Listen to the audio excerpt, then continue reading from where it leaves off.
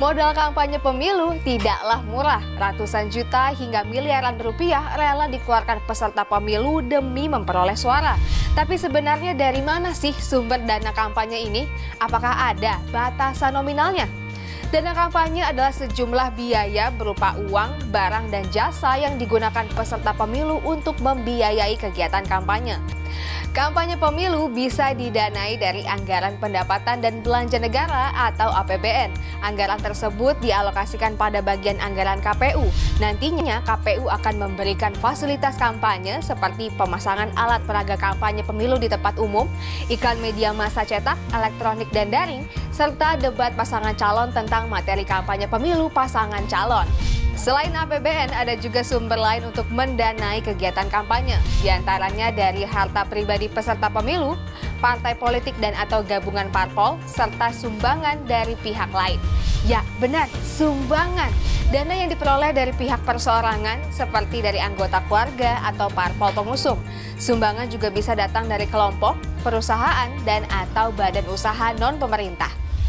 Memang sah-sah saja menerima sumbangan asalkan dilaporkan ke KPU dengan mencantumkan identitas yang jelas dan mengikuti batasan nominal yang telah ditentukan.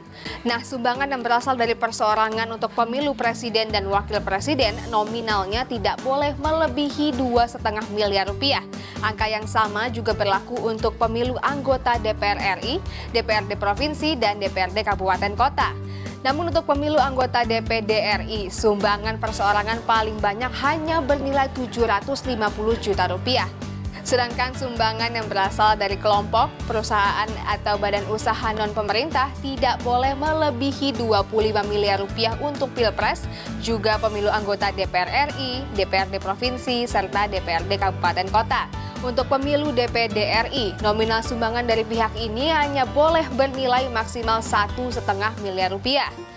Lalu kenapa sih sumbangan dana kampanye ini harus dibatasi?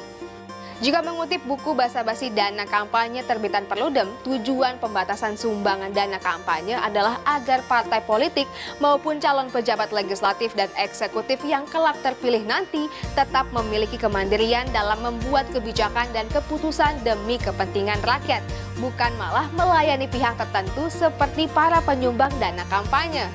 Kampanye pemilu bukanlah ajang untuk adu kekuatan uang, melainkan wadah bagi peserta pemilu untuk saling adu gagasan.